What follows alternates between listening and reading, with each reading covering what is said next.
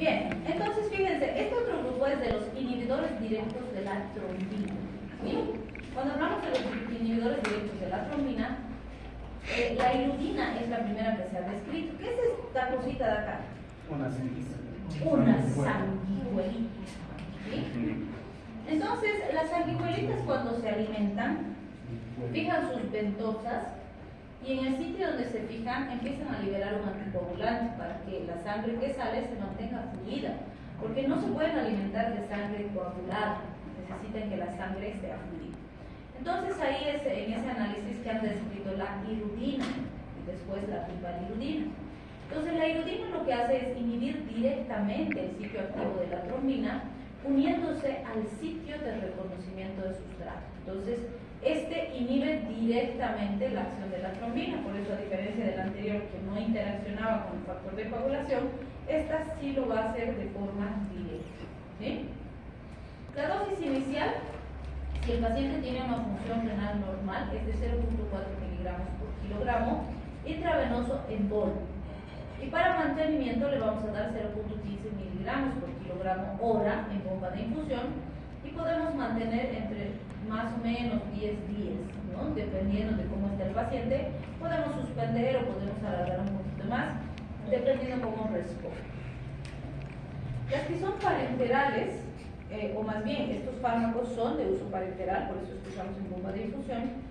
Y algo interesante de la irudina es que se transforma en lepirudina. La lepirudina es su metabolito. Y justamente su metabolito lepirudina va a formar un complejo lepirudina-trombina, es decir, esta se va a unir a la trombina y va a inhibir a la trombina que está unida a la fibrina del trombo, y eso va a hacer que sus efectos sean menores sobre el tiempo de hemorragia y las plaquetas, es decir, sobre estos parámetros no actúa de forma directa.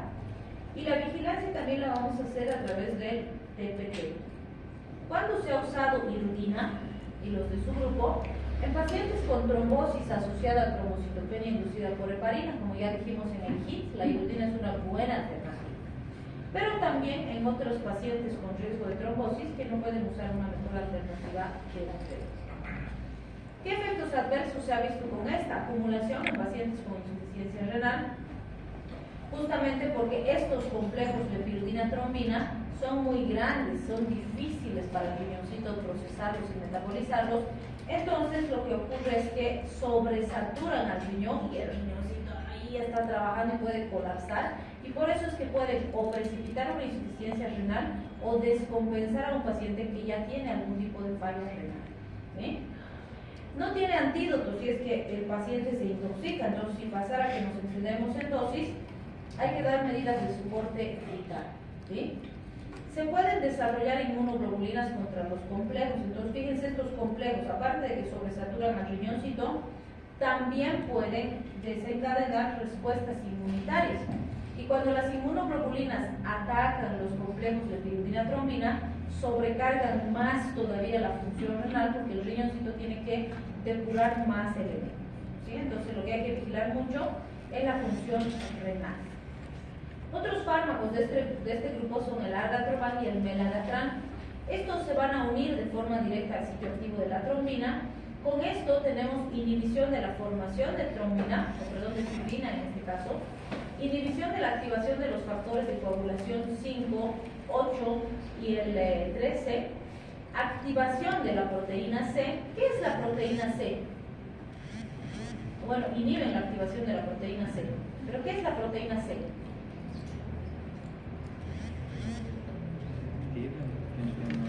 Recuerden que la vitamina K va a regular la síntesis de factores 2, 7, 9, 10, proteína C y proteína S.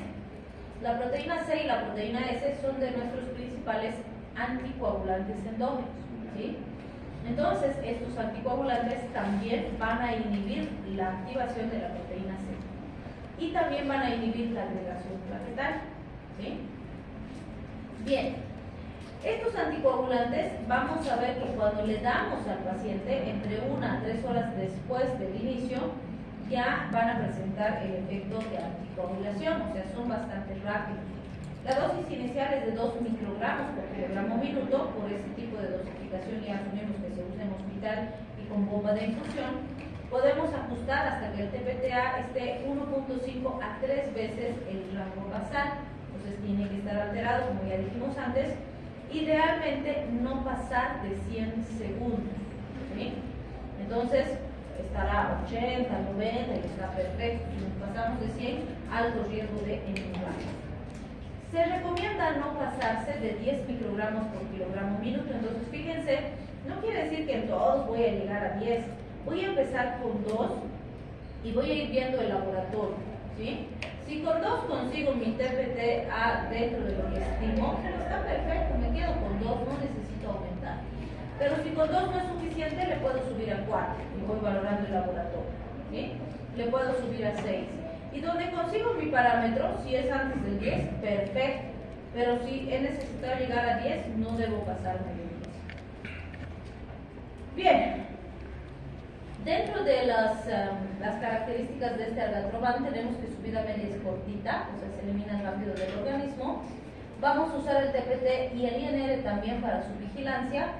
La eliminación es sobre todo hepática y no se debe usar en pacientes que tienen insuficiencia hepática, porque el riesgo de toxicidad para este órgano es bastante significativo. Se ha usado principalmente en trombocitopenias inducidas por heparina, ya sea con o sin trombosis, en angioplastías coronarias también, y por supuesto se puede usar en otros tipos de riesgos de trombosis si otras alternativas terapéuticas no están resultando eficientes. Bien, dentro de los fármacos orales, el cimelagatrán es uno de los que más se ha trabajado, más se ha usado. Se va a convertir en melagatrán, pero este melagatrán es el que tiene mayor toxicidad hepática. Vamos a ver que estos generan inhibición de la generación de trombina, que es dosis dependiente, mientras más dosis mayor la inhibición. También vamos a ver que alteran la activación plaquetaria y la formación de trombos en el paciente. Entonces, la forma en que hacen esto es inhibición de la trombina, bloqueando la activación de retroalimentación del factor 5 por la trombina, y el efecto antiagregante estaría en relación indirecta a la inhibición de la activación de las plaquetas inducidas por la trombina. Entonces, tiene efectos bastante útiles, bastante importantes, solo que hay que vigilar con cuidado la toxicidad. Se ha usado también en tromboembolias venosas en pacientes a los que se les ha instaurado una prótesis de cadera y de rodilla, ¿sí? Que normalmente, pues cuando se les pone prótesis, después de la cirugía, como son cirugías grandes, hay alto riesgo de trombosis porque el paciente va a estar postradito. Pero poco tiempo después, cuando ya se ha producido la hemostasia, el paciente ya está mejor, el paciente tiene que retomar actividad, tiene más bien que caminar, hacer actividad física y demás, para que las prótesis cumplan bien su función. Entonces, cuando ya el paciente retoma todas sus actividades y es funcional, no necesita seguir tomando anticoagulantes, ¿sí? Pero en la primera fase sí es importante que los tome. El melagatrán por vía subcutánea se recomiendan 3 miligramos, pero no antes de las 4 horas y no después de las 8 horas de realizada la cirugía. Y esto se mantiene en general por 1 o 2 días postquirúrgicos. La pregunta es, ¿por qué no antes de las 4 horas? ¿Por qué no le damos antes de las 4 horas después de la cirugía?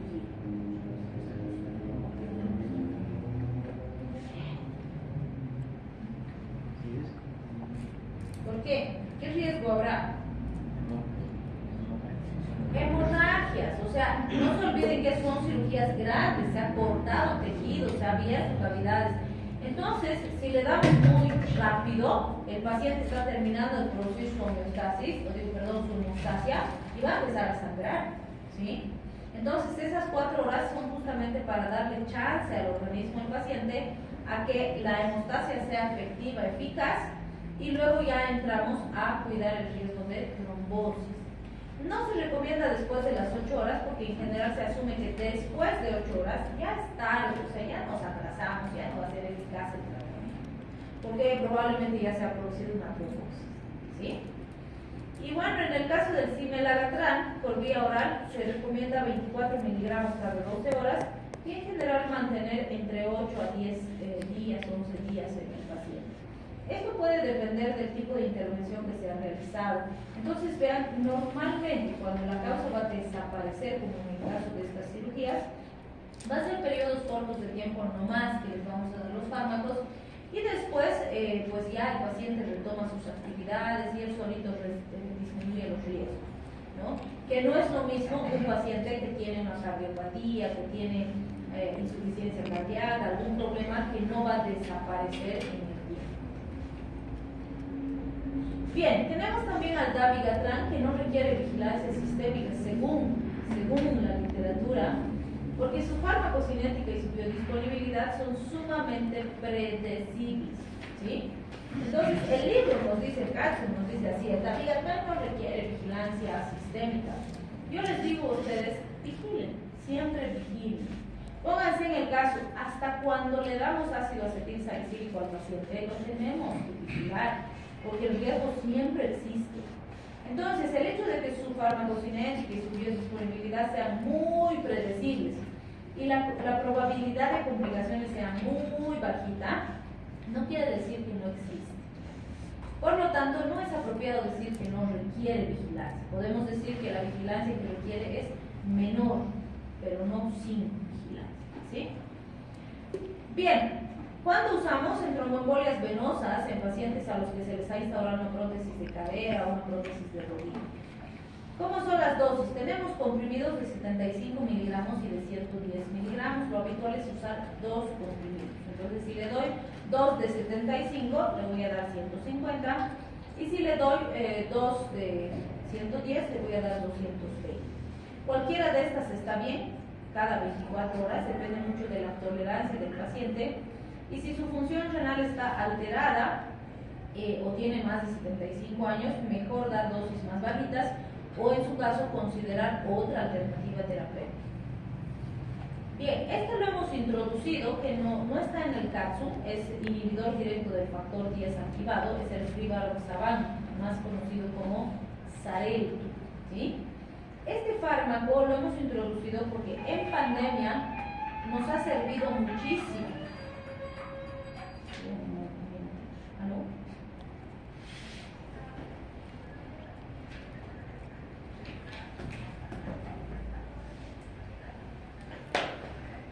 Sí, estoy todavía por acá.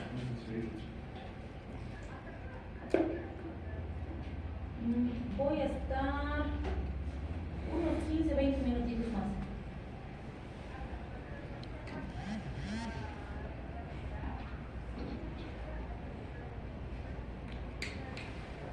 Sí, correcto. Perfecto, le agradezco.